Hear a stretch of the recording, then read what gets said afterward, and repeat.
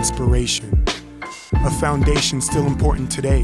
The process of sharing words strung together that help point out the way. The many voices within each page. Turn pages from the past that resonate with you today.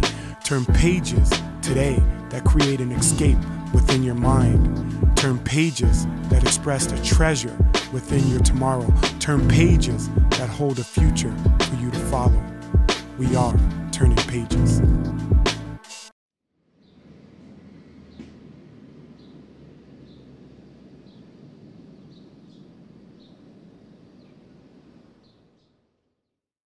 Hi, my name is David Maxwell. I'm an educator, school teacher, longtime English teacher, and now PE teacher here in Boise, Idaho at St. Joe's Catholic School. And oh man, my story is a long one. I'm not originally from Boise. I'm originally from San Diego, California, but moved here with my wonderful wife. And I have 4 kids, well 5 kids total, 4 with my wife. And just love this area and love being a part of our community and doing little things such as this. My book is Iggie's House by Judy Blume, which is a book that resonated with me from a young age. I believe the first time I read it, I was in the 2nd grade, 2nd or 3rd grade, and it just kind of touched me as far as its story. I grew up in military housing. My dad was in the Navy, and we moved a lot. So just the idea of the storyline of Iggie's House is about a young girl who moved out of the community, and you know, that's Iggie's house. Iggie moved, and her best friend Winnie is dealing with the new neighbors who move into Iggie's house.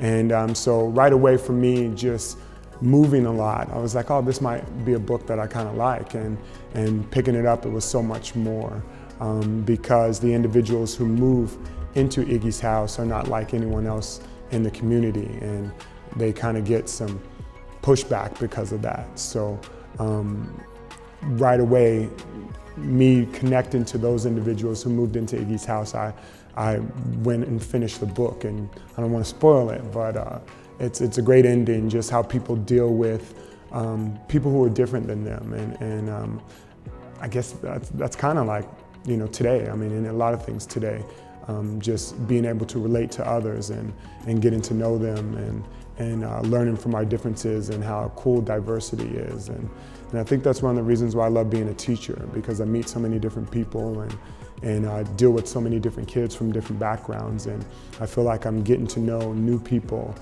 every year, new kids every year, and kids change and grow too, so I'm getting to know, or relearn things every year from kids that I already knew prior. But I'll just go ahead and read a passage from Iggie's house and then kind of go from there. My passage comes at the very beginning of chapter 5, so we're kind of midway in the book. It says, "The next morning, Winnie got up at 8. She read over the letter she'd started to Iggie. It sounded stupid. She ripped it up and started again. Dear Iggie, how are you? I'm fine. You'll never believe this, but the Garbers, our new neighbor, who moved into your house, got a sheepdog. Anyway, his name is Woozy, and today he ran off. And where did he run to of all places? You guessed it, the Landons. Well, Mrs. Germs was really mad. Actually, she was really mad because she doesn't like the Garbers. Well, it isn't exactly that she doesn't like them, because she doesn't even know them. It's just that she doesn't want them around because they're Negro. They say black."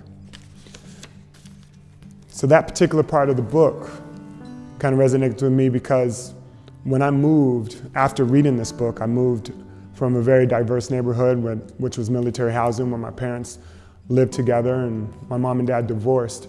And I moved from that neighborhood into, you know, a community of people like myself, all black, all African-American individuals.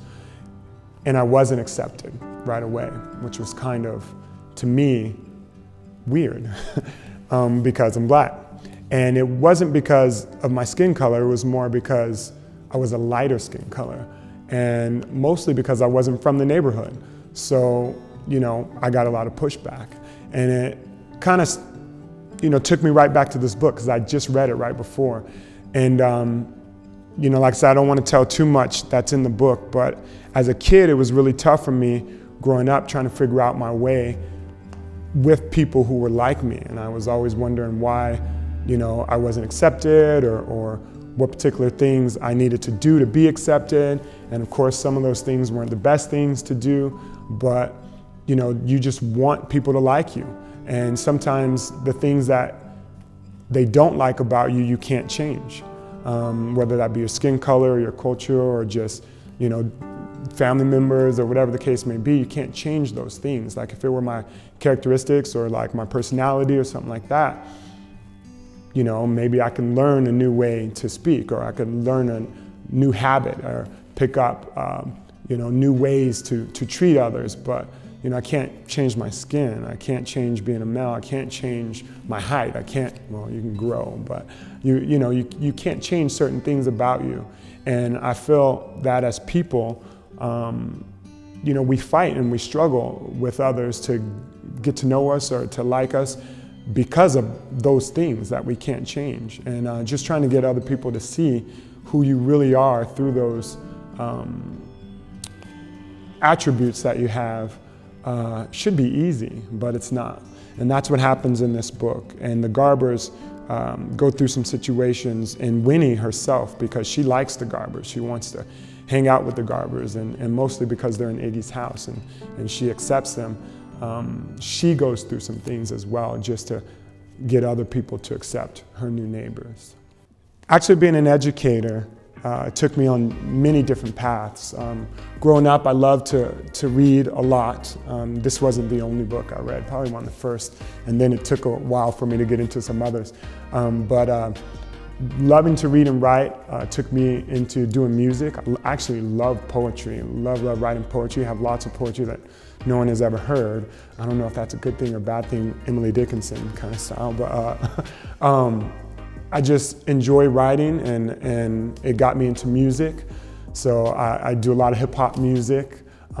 Here in Boise, it's been amazing, actually. I've been doing music most of my life, and it's been hard trying to even just be, or getting someone to hear it. And then moving to Boise in this small community, meeting certain people who were, very heavily in the know. I just got lucky and really fell into some good groups of guys and a couple females doing music here. And now I'm on my fourth album, working on my fourth album.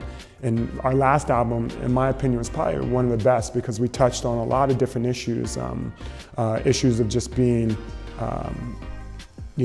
a male growing up in society, issues of our political and cultural differences. We did a song about that, and just, of course, just being a good old MC and writing, lyrics and lyricism and my DJ and just him coming together and putting things together. But music for me is a great hobby to do because it allows me to express a lot of my feelings in a positive way versus in a negative way.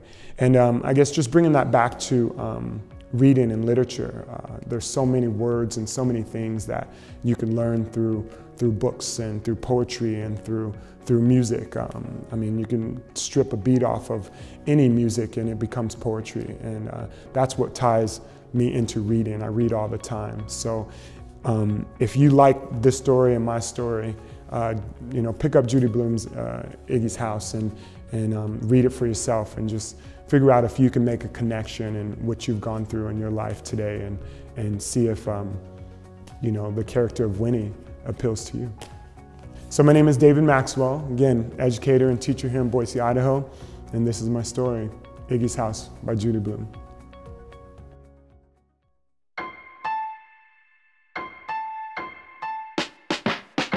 We stem from simple memorization, memories of the epic odysseys that allowed the blind to see and freely roam, aspirations of a hero's return home, pictures painted, whether full of truth or slightly fabricated, haunted by mystery and a dream, the scheme to reveal a message, a moral learned, a choral serene, large enough to leave a mark on the hearts of those who open their ears to hear the underlying theme, and inspiration.